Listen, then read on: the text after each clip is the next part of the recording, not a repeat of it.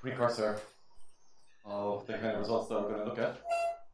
So, remind you that if you are looking at the single point source scattering experiment, so the common shot experiment, then the scattering operator is a continuous operator when restricted to some domain omega between these sublock spaces, if and only if that domain does not contain a source caustic, right? So a caustic that developed from the source point S, single point S. Okay, and that was the kind of construction as you headed towards a caustic, you get it blow up. And the consequence of that was that F star F, just by this simple observation, F star F could not have been a pseudo differential operator when it's restricted to a domain omega with a source caustic, right? Because if it is a pseudo differential operator, it would have nice L2 estimates that would not have this proviso, are there caustics in the domain or not, right? That just wouldn't even enter into it if it were a pseudo differential operator. Okay, so we already know that when we're talking about the common shot experiment and caustics developing from the source, then we already know that F star F cannot be a SIDO, right? It's a differential operator. Okay, so I want to before we start talking about what can go wrong, let's at least figure out when things can go right and we get a nice faithful image, so an image without any artifacts in it. So there's some words here, but really what I want to show you is a picture. Okay, so pictures go along with these words.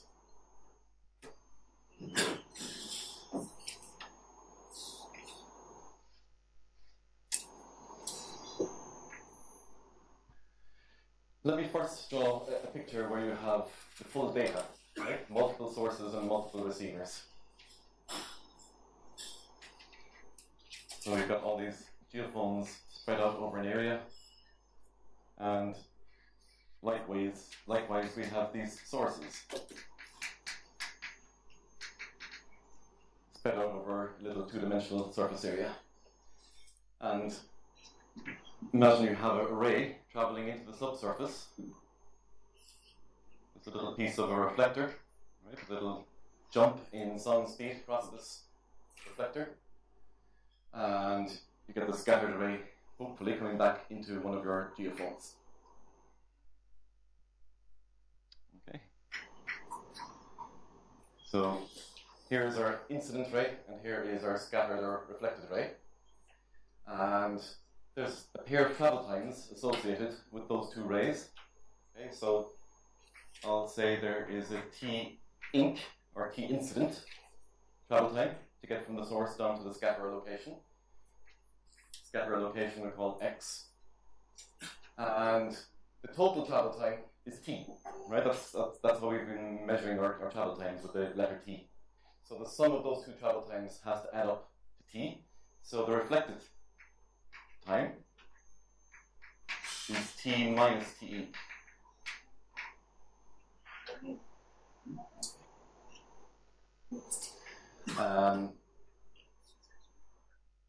And this bisector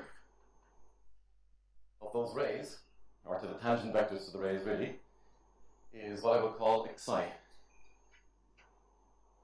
Okay.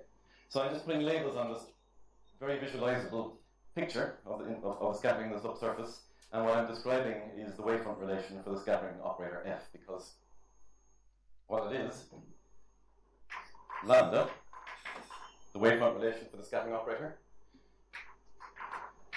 consists of a pair of points, S or T, and then their corresponding dual variables, sigma, rho, and tau. So those are the wavefront set elements in the data, right? The data variables and their corresponding dual variables for the wavefront set elements. And then there's an X and XC in the wavefront set of delta C. So this one is in the wavefront set of delta C, whereas this one is in the wavefront set of the data. Okay? I'll close it off. And it would take a long time actually to write down all the algebraic conditions, but they're all there on the picture. See figure. Right, I'll make small few extra comments. Try to remember S and R. Yeah, okay, I didn't label it. This is S.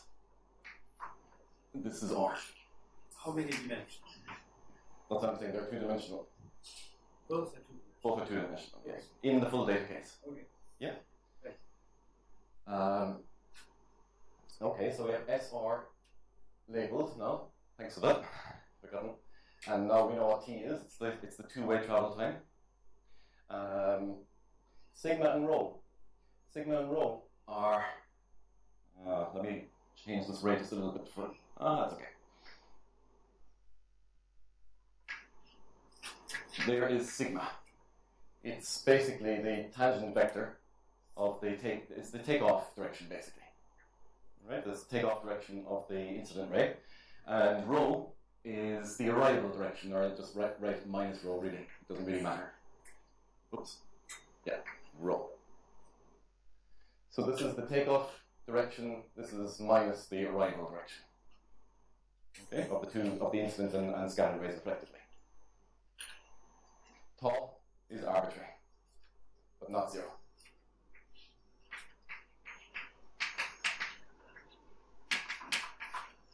Okay, remember we don't want to have zero frequency elements in the wavefront set, and actually all the frequency elements are proportional to tau. Sigma, rho, and xi have got tau in them as a factor, so if tau were zero, all the frequency elements would be zero. It's not allowed. Okay, for wavefront sets. So got a kind of a visual picture of what the wavefront relation is. This is Snell's law. The angle of incidence is equal to the angle of reflection. Right? That's I said this was the bisector, so that angle there is the same as that angle there. So the ray bounces as though it was a billiard ball off the reflector. Yeah. All right. So that's the picture for the full data set.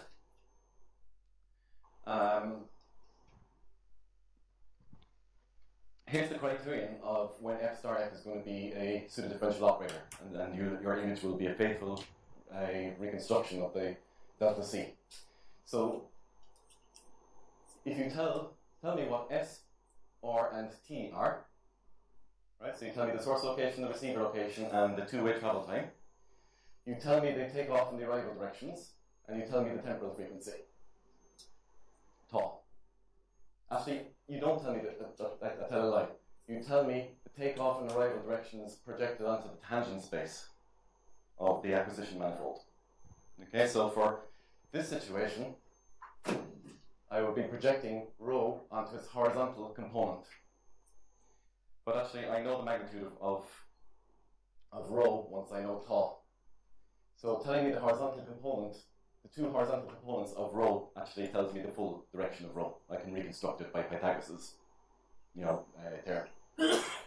So, in the full data case, telling me the projection of rho onto the surface and the projection of sigma onto the surface is telling me the full takeoff and arrival directions. Okay? In fact, you can think of rho and sigma as unit vectors multiplied by tau. And if I know tau, I now know these two unit vectors, and if I know the horizontal components of unit vectors, I know the third component. It's pointing down. Right? There's no ambiguity about it pointing up. Okay? So you're saying these are not covectors, but vectors? Both, depending on how you want to think about them. For the moment, I want you to think about them just as geometrical vectors. Yeah? Just keep this picture in mind. Okay. Now, suppose let me keep that picture and I can put up this picture as well. Here's the acquisitions of manifold sigma SR for the common shot experiment.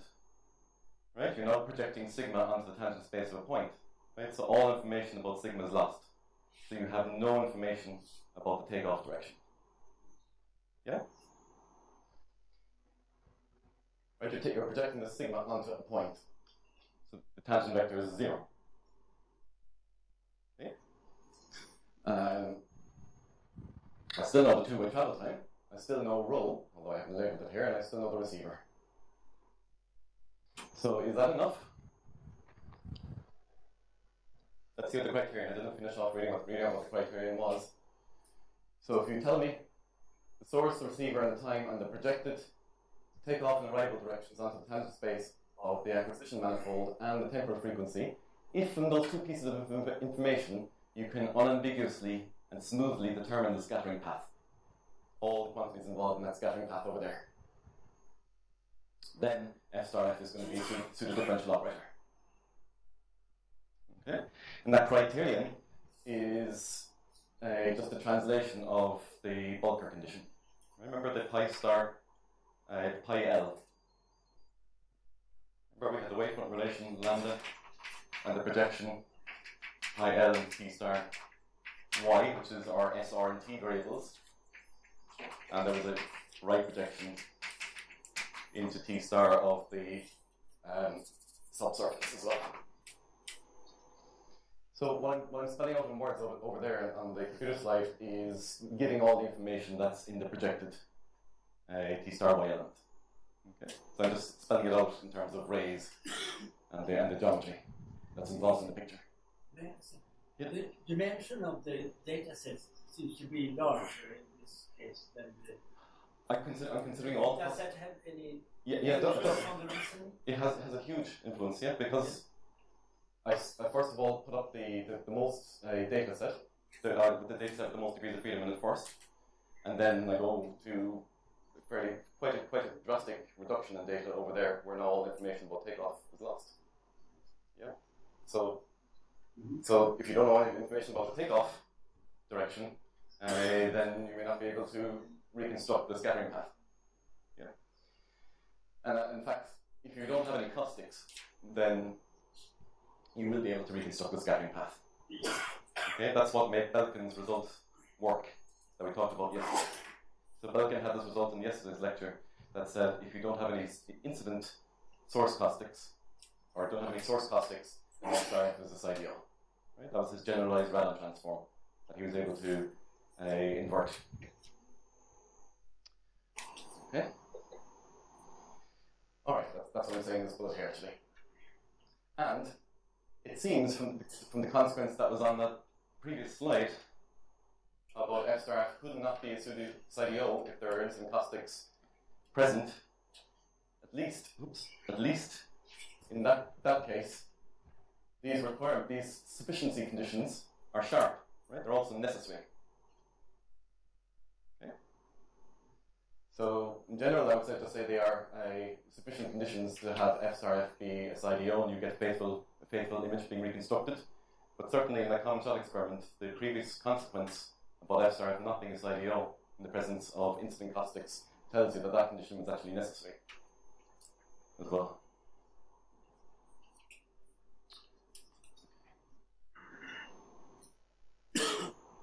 So some numerical experiments, quite simple really. Here's a picture of the subsurface of the Earth, at least a section of it. And the velocity is constant everywhere, except in the low there's a negative bump function here where the velocity drops. So it drops from 3 kilometers a second in the outside of the bump function down to 1.8. Okay? And I've got a flat reflector. Right? This is a delta C or a heaviside function located at 800 meters below the surface of the Earth. Right? This is the surface. Okay. This is what the seismogram looks like. And what I want you to notice, you see all this crossing? Right? Remember we had the hyperbolic move out picture yesterday of what our seismograms would look like as you went deeper into the Earth. No, do that wrongly. Going this way. So receiver rotation is heading off over there, so it takes longer to come back. Okay, so you'd expect that type of hyperbolic move out with well-separated events for different reflectors. But there seems to be some sort of crosstalk here, right? And very soon you'll understand very well why that's happening. So the hyperbolic move-out curves are getting mixed up with each other. Here is the back projected image that you get from the previous seismogram that I just showed. At least a section of it. I zoomed in from 400 meters down to about 1 kilometer. Okay? And you can see it kind of a double band where I'm pointing to here? That's an oscillating signal. So it's a high frequency reconstruction. It's trying to do its best to pick out the jump. Right? So it's oscillating. And the higher frequency that you use in your data, the tighter that band will become. Right? And you'll get better resolution. Right? Instead of having the interface kind of being smeared across this distance, it will tighten up. But also, kind of a slanting event here. Right? Geodesists will refer to the reflectors as events. Okay, so this is an artifact. Okay? And it's not unexpected because F star F is not a SIDO, and I already told you yesterday that in fact it's one of these IPL classes. Right? So this artifact that's after showing up is coming from the other Lagrangian in the IPL class. And we'll come back to that. Here's a cartoon to try and explain what is happening. Right? So that was a single seismogram. Right? Just one source. Common shot experiment where we know F star F goes wrong. There's the reconstructed image with the artifact in it. And here's a cartoon explanation of what has happened that is consistent with this picture over here. Right? So think of this cartoon in the context of this picture as well. So here's our low velocity bump function. Here is a ray that looks visually as though it's got a shorter optical length, right? But it's gone through the slower part, the center of the bump function, where the velocity is nearly 1.8 kilometers, as opposed to close to 3 kilometers on the outside here. Right? So the visually longer scattering path, R2 or R3, has got the same travel time as the visually shorter scattering path, R1 or R3.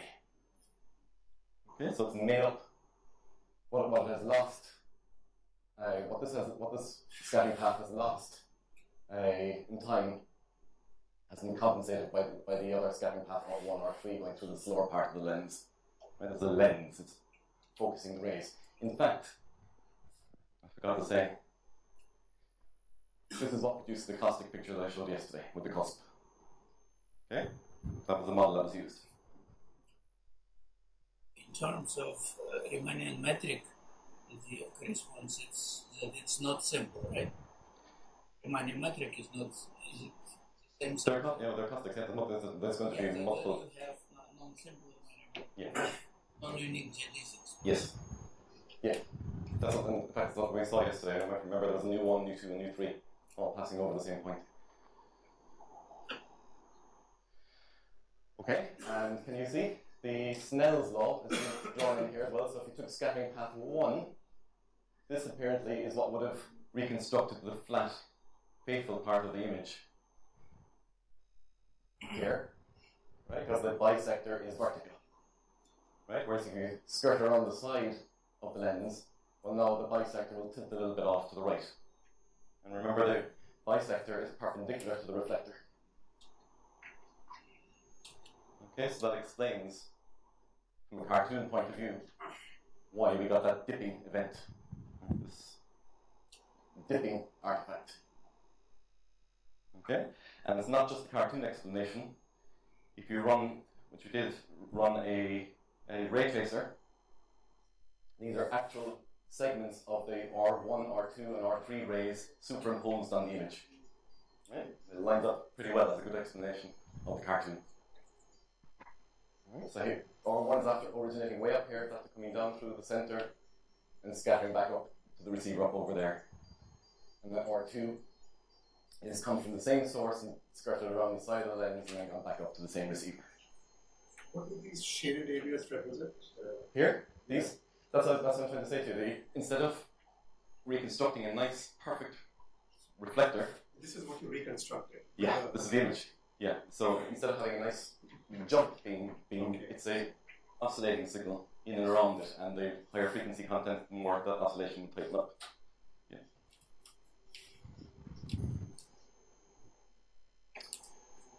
Okay.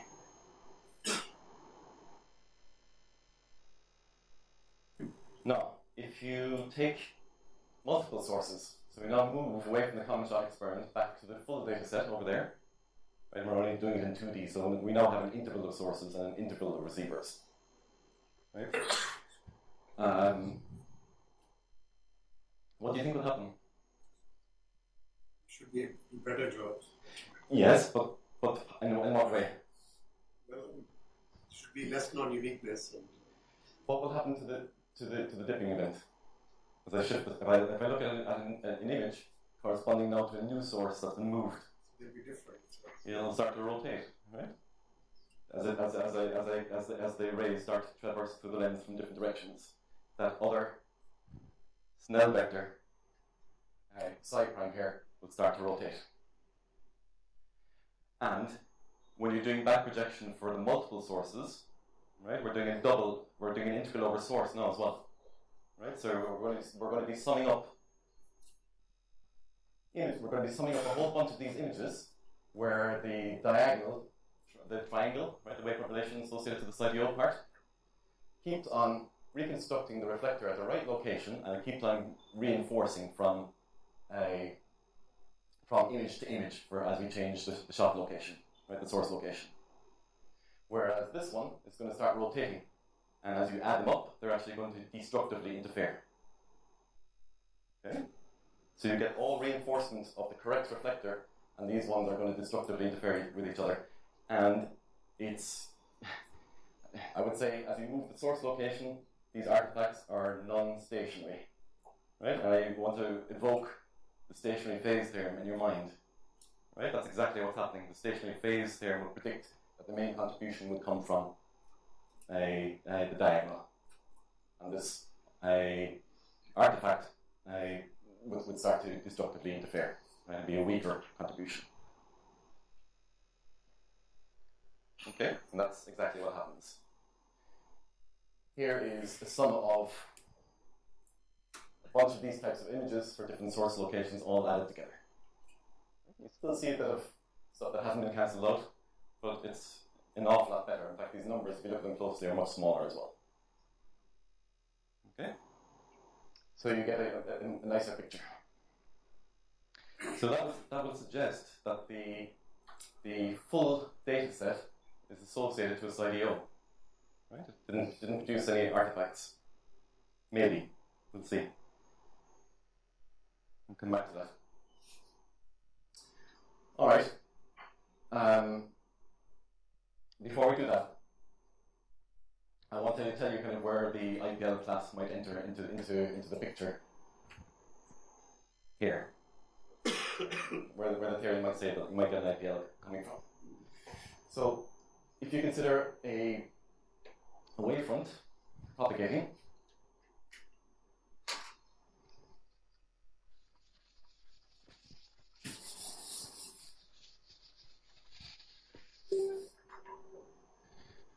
okay.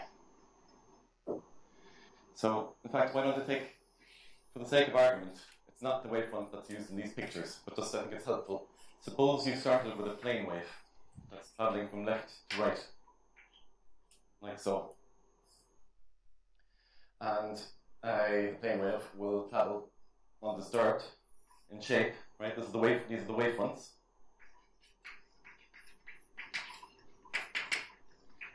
Until it gets to the lens, the slow velocity lens, and then a part of it will start to lag behind inside the lens. Yeah? And as you traverse more and more through that lens, maybe somewhere in the middle, what will happen is a kink will start to develop. Okay? That kink is the first point on acoustic. It's where the method of characteristics breaks down for solving the Eikenlow equation. Right? These wavefronts are level sets of the travel time function tau of xy, or tau of sx, that we had in yesterday's lecture. So these are wavefronts tau equal to a constant.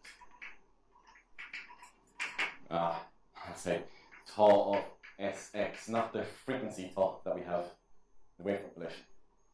Okay?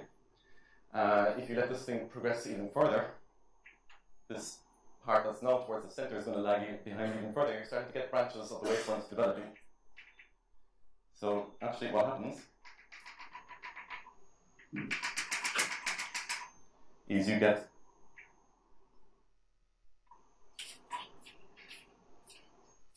I shouldn't have crossed it there.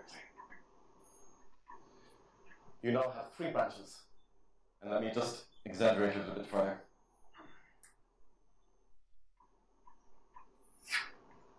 Right, so the wavefront now becomes singular. It's got these discontinuous changes in gradient. And that dashed line is the acoustic that we saw in yesterday's talk. Right? So remember the rays are orthogonal to it. That was all those rays that were fanning out like that. Okay? Right, let me just show you that. See if I can just find yesterday's talk just to flash up that picture. It would be handy.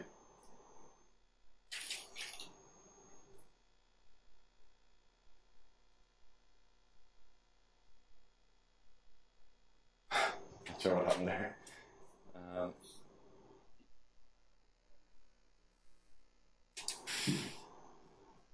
That one.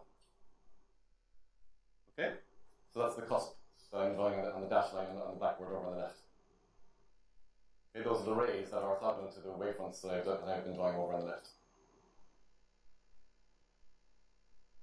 Okay, so let's come back to this. Alright, so if you keep track of the position on a wavefront and its normal, nu, right, the nu vectors, the union of all those points forms a Lagrangian submanifold. Okay, but not telling you why, but it's solutions to the Hamilton's equations that Peter mentioned this morning will form a Lagrangian manifold with the bicharacteristics, or the bicharacteristic strips that Peter mentioned. Okay, so they form a Lagrangian manifold. I call it lambda 0 to distinguish it from lambda, which is our wavefront relation, the scattering, associated to the scattering operator. Okay, so if you keep track of all these points on the wavefront x and their slowness vector nu, the totality of all those points will trace out a Lagrangian submanifold away from the source.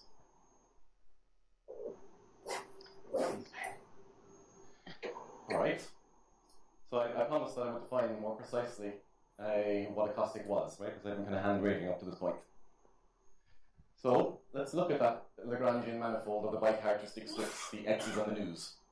Right? They sit in T star x, right? The base variable being x and nu being the slowness vector. And if you again just project down onto the x's, right? So if you just forget about the directions of the slowness vectors,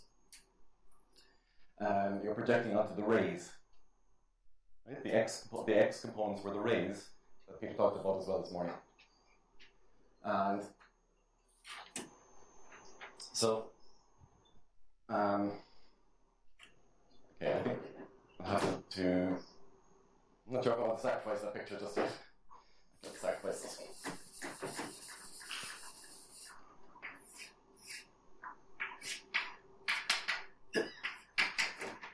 I don't have enough axes, right? But suppose we're dealing in 2 dimensions, and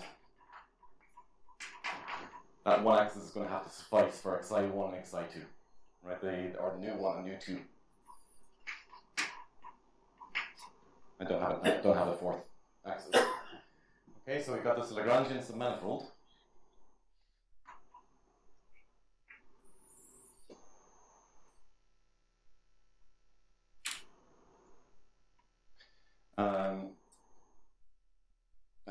it's kind of folding back over on itself like this.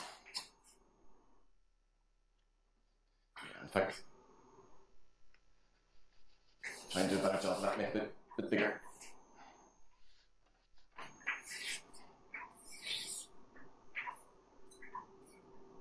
Okay. Then there's this point at which, imagine a sheet of paper just folding around on itself. Along this point, the projection is going to lose rank. Right? Little surface element areas here are going to be mapped to the linear elements kind of thing. And so the projection of this sigma 0 set down here will produce some sort of curve, and that's the acoustic. Right? The images of points where the rank of the projection onto the base space is dropping is the acoustic points. Okay, so that nice kind of situation here, where it really was kind of folding over itself, those are called fold acoustic points, and I'll define them more precisely.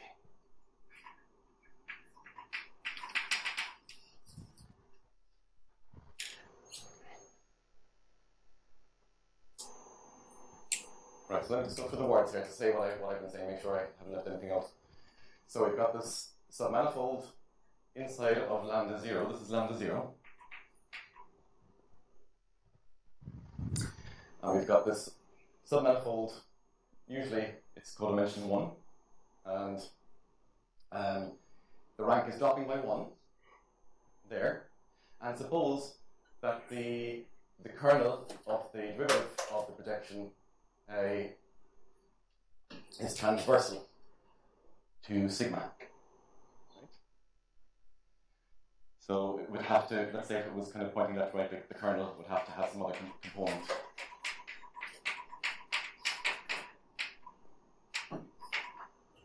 Right, to make up the missing direction. And I'm going to give an example at Jan's suggestion.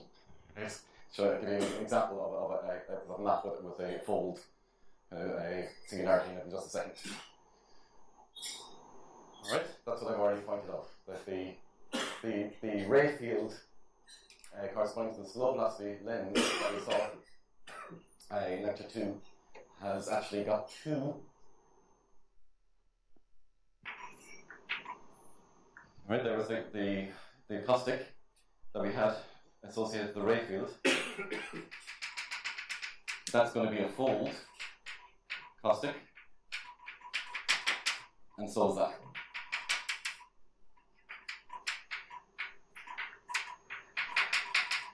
That single point there is going to be a cusp acoustic. Right, it could be in 3D, right? It could be not just a point, it could be along a line. Okay. So I wanted to give you a couple of examples, which I really should have given you earlier, and I can't do anything about that now, but at least I'll give them to you now. So remember we talked about maps with singularities between two dimensions of the same, two manifolds of the same dimension. So let's take a very simple map between R2 and R2. So x1, x2 maps to x1, comma x2 squared, right? So a parabola, like that, right? And compute its derivative, right? Derivative of these two components with respect to x1, derivative of these two components with respect to x2. You see that it's singular and like x2 equal to 0, right? The determinant will be 0 there. And at x2 equal to 0, right? It should be the kernel is generated by the vector pointing in the second direction. Right? So if you feed elements of that, if you multiply that matrix by elements that are multiples of that, but at x2 to 0, you're going to get 0. Right? So the kernel of the derivative is pointing on the second axis, whereas the sigma, which should be sigma sub 0 in the context of what we're talking about, is along the x1 axis. Right? So it's transverse. Right? The only vector that's in common is the tangent space here, and the tangent space generated by that is the 0 vector. Okay? So that's a very simple example of a fold. The other, not relevant to, the other example was relevant to the radar, the blowdown type of singularity. So this time, if you send x1, x2 to x1, comma, x1 times x2, the derivative again, with respect to both those variables, with respect to x1 and x2, looks like that. It's the opposite way around this time. The singular set is on a x1 equal to 0, right? So its tangent vector is going to be along the x2 axis, and so too is the kernel. Right? So the kernel is actually tangent to sigma. That was the type of condition that we wanted for a blow-down singularity in the radar. Okay? So that's not so important for today's talk, but that one is, right, the fold type of singularity.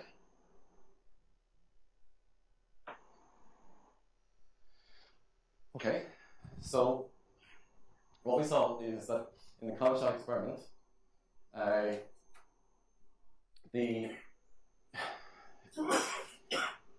well, we haven't seen it yet actually. I'm going to tell it to you now.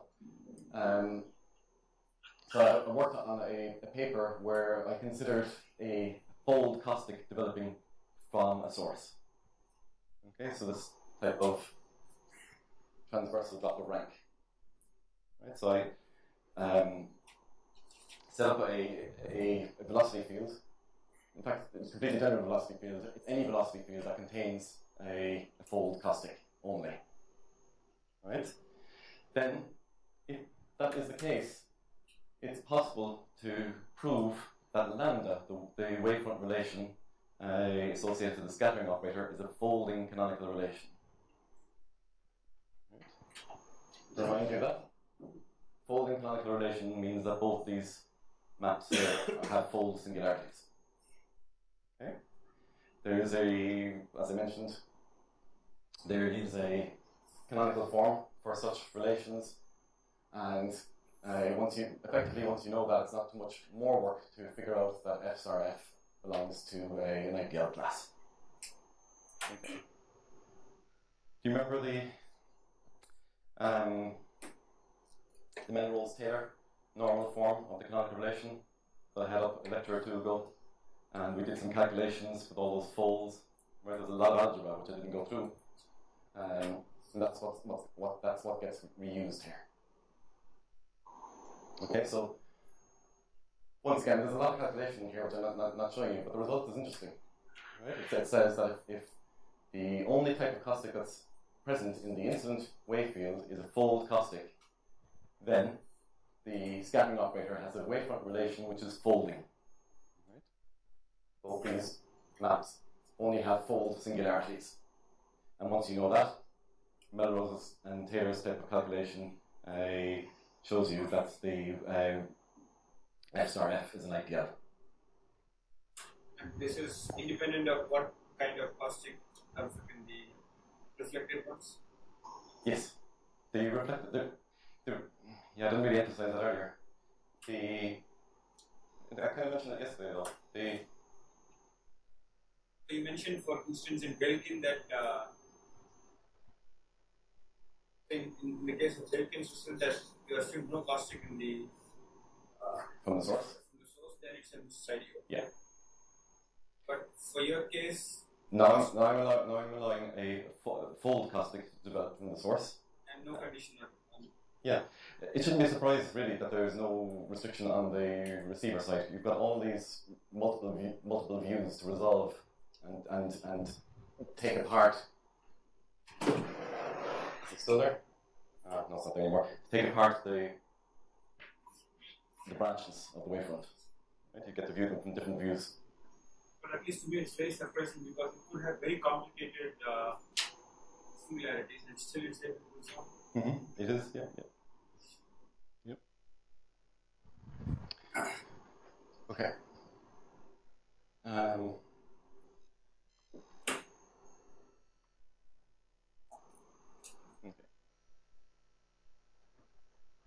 So I know I've probably hammered it to death at this stage, but just to say it once more, fold incident caustic leads to folding canonical relation for f, which prior results then leads to the ideal class. Right, and this canonical relation here is responsible for the dipping artifact that we saw there. right? So that C in the IPL class is responsible for that artifact.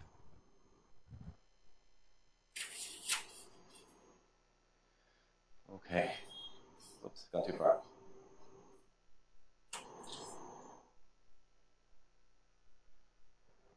Okay. I've already said this. But if you move to the full data set, that the dipping artifacts effectively cancel each other out. And actually, this is an interesting point. I don't have a picture for this because I wanted to kind of do it on the fly here, which I may regret. So remember, I kind of asked the question earlier: if you move to the full data set, is F star F SIDO? The picture kind of hinted that it was. Right? There was the output of F star F for multiple sources. No artifact really to speak of, which suggests that there's only a pseudo differential operator involved for F star F. So let's come back to our criterion for deciding when F star F is a SIDO. Can you now, given the source location, the receiver location, the time, and there's no real projection to speak of, right? You have the full takeoff direction, you have the full arrival direction, and you have the frequency, tau. So shouldn't that be enough to determine the scattering path? You'll never be able to get things whose wavefront sets are horizontal. So if your receivers and sources are up there. Say that again? If the wavefront set of any singularity. So you're talking about continued wave, is it? No, I mean, let's say the background was constant. Yeah. And if you had an interface like this, yeah, you'll never be able to sense it from up there. Well, that's one of the easiest. So if it comes there, it will be co-reflected down. You'll never receive it up there. If I just have you say jump across? No. Oh. Vertical. Oh, vertical. Yes. Oh yeah. So that means it cannot be a side yield, right? So no, it is a side yield, but a side yield means you'll be able to recover all directions. No, all directions that are visible. Okay, so all right, side yield in that sense. Yeah. Elliptic side yield. It's not looking Okay, so this is kind of an interesting question in its own right? Forget all the micro-local analysis, just look at the geometrical question. I'll tell you the takeoff position, I tell you in which direction the ray is taking off, I'll tell you where the reflected ray arrives, and I'll tell you in which direction it arrives, and I'll tell you how long it took, the two-way travel time is. And the frequency tau is not so important for this. Is that enough to tell where the x was? And if I know where the x was, and I'm now able to trace both rays down to here, I should be able to figure out what the big side is. It seems plausible, but there are some real pathological looking exceptions which look crazy and are not. Hang on a second, I'm running out of time, I'll take it out the end. Okay. S or so here's a source ray coming down. Here is a receiver ray. Well, it might do whatever it does. Let's say it happens to go back down that way. Okay. So now I know the source, I know the receiver, I've got this unique takeoff and arrival direction. Suppose the scattering took place like this. The first scattering path is here in pink.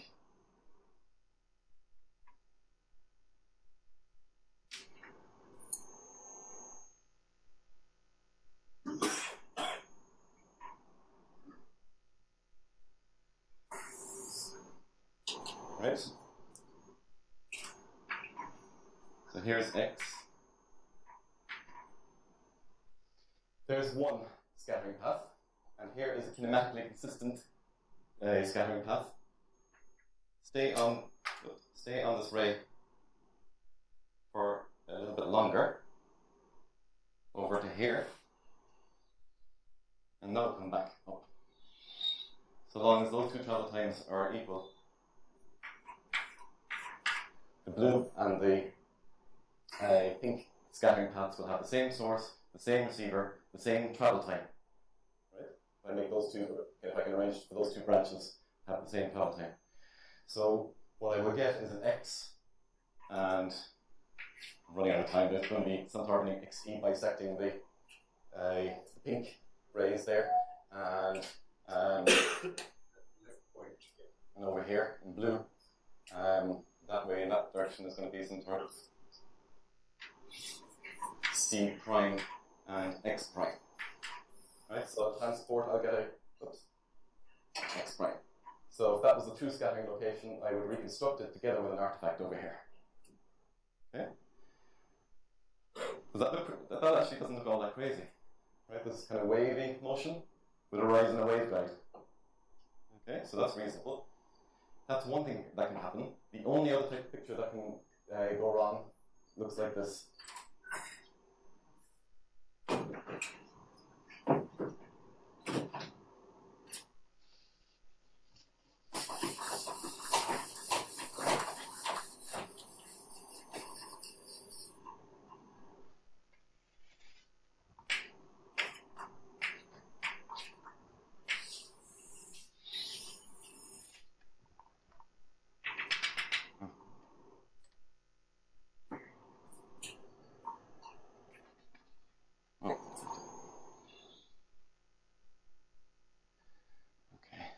One's going to come off and go back up to the receiver, and that's coming from the receiver, and then perhaps just goes off down to whatever it does. And if those two loops have the same travel time, you'll end up reconstructing an image, an actual scatter that took place at X with one orientation, and another scatter at the same place with a different orientation. Because, I should have drawn that in blue. You could, I'll just have to do it visually, you could come down from the source along this ray and then move on to the blue reflected ray. Or you could stay on the white loop until this point and then move on to the reflected ray. And you'd have two different Snell vectors for both of those scattering paths. So you can either have a change of position and orientation, or you can have just a change of orientation. And they're the only two things that can happen. That one looks weird, right? That will never happen in reality, although it does. Right? So it will happen for a salt domain. Salt domains tend to be omega-shaped. So you'll have these you can actually have these types of loops developing. Okay? So. But it's a theorem that these are the only two possibilities? I didn't phrase it as a theorem, but I thought about it for a while, and if you think about it for a while, you'll see that nothing else can actually happen.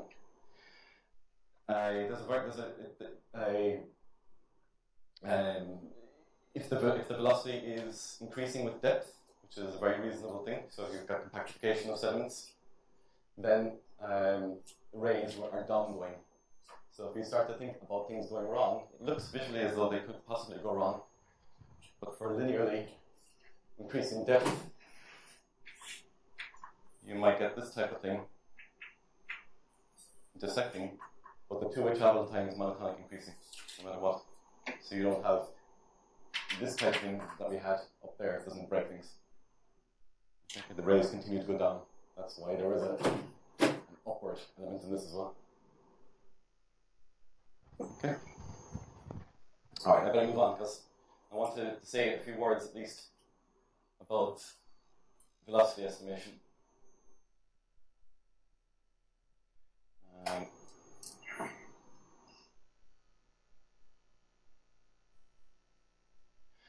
Okay, before I do that, I just want to point out that what we've seen in the radar lectures and now in the seismic lectures is artifacts that arise for two very different types of reasons. In the radar scenario, we saw artifacts that were solely arising from the acquisition manifold, sigma sub SR.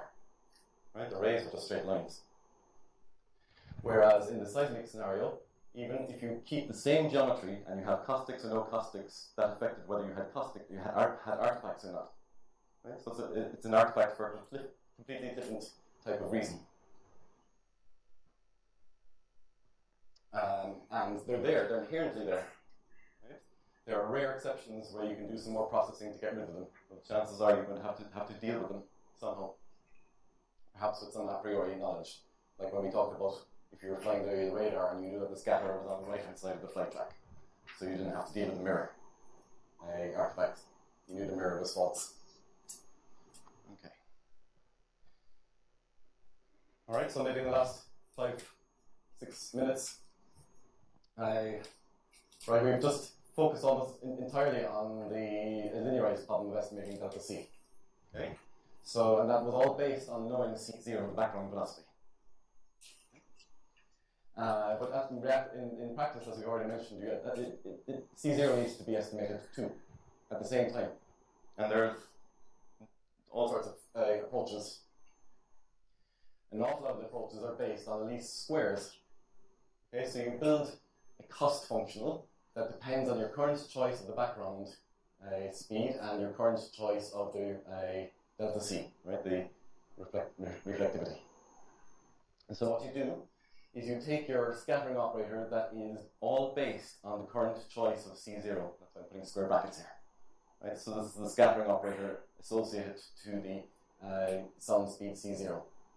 You generate the seismogram for the current guess of delta C, and then you see how far away it is from the actual recorded data, P0. Or P, sorry. In fact, this should be delta P. No, the full rate field P.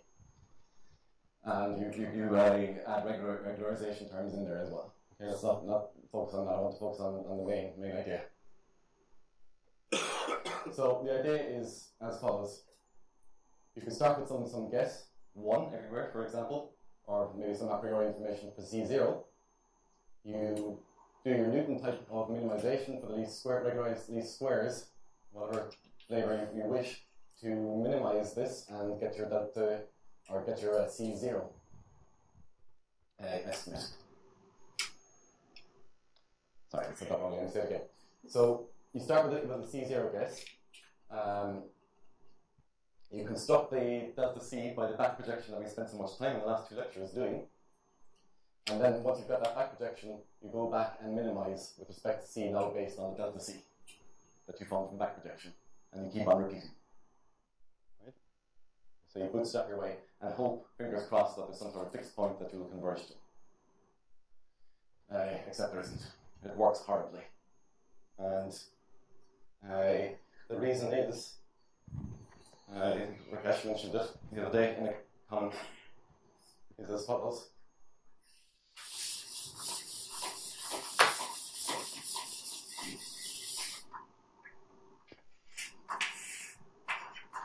Okay, so suppose we have fixed delta C that we found from back projection, and now we try to find what the best C0 is. So we will plot our J of C0 delta C.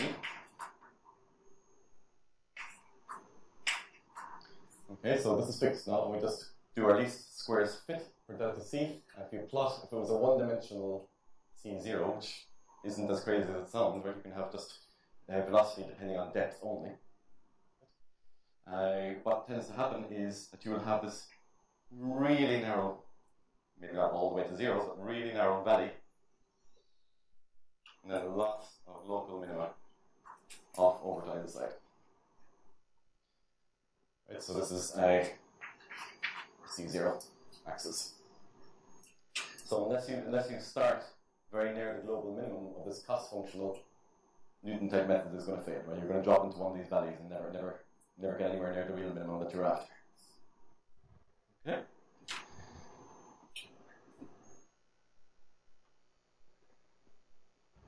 All right. So here's another idea. It's based on a semblance type of principle, so-called. So suppose you do the following.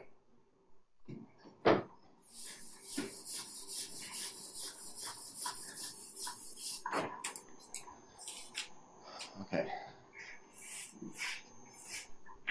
Here is the Suppose there is a reflector down here, like our 800 meter deep reflector that we had in the earlier experiment. And we have a bunch of sources and receivers. Okay? You make an image. Let's say we're going to focus in down along this line, this well that we drill into the earth, if we could. Right? Our image, hopefully, if we look at our image, reconstructed image along this line into the earth, we should get a little oscillating signal, right? One of these double bands at the correct depth, like the 800 meter double band that we saw, a little piece of it, based on one of those sources, if we have the correct velocity.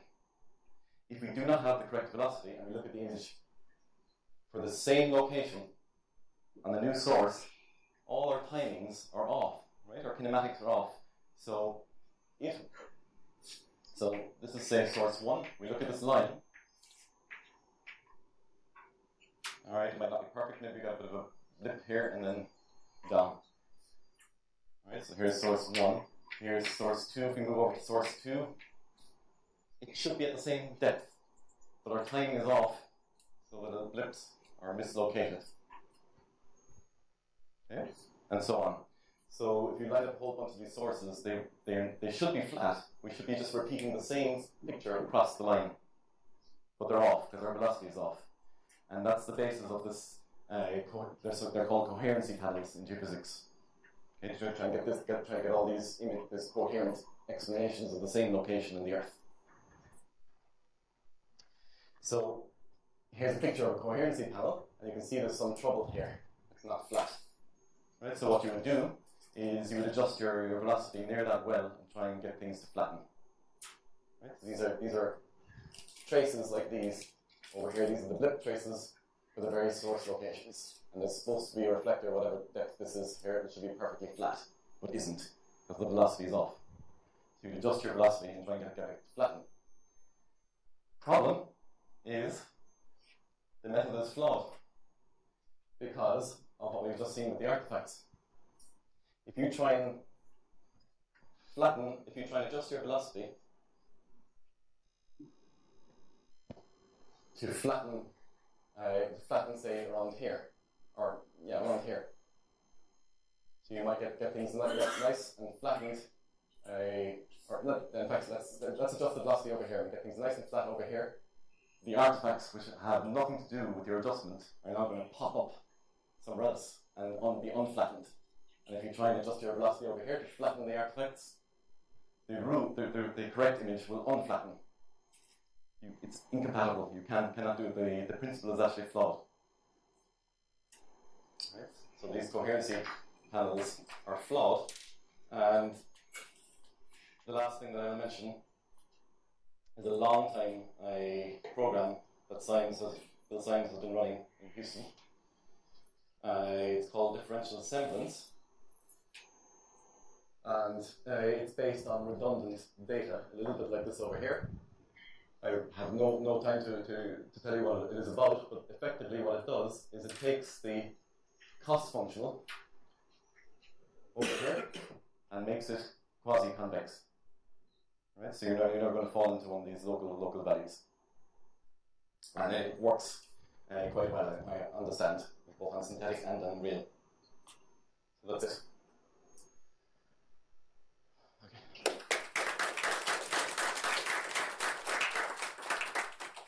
Questions?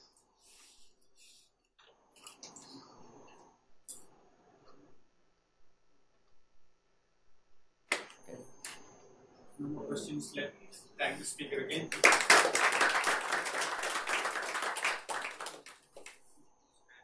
on behalf of DF camp, Thank you.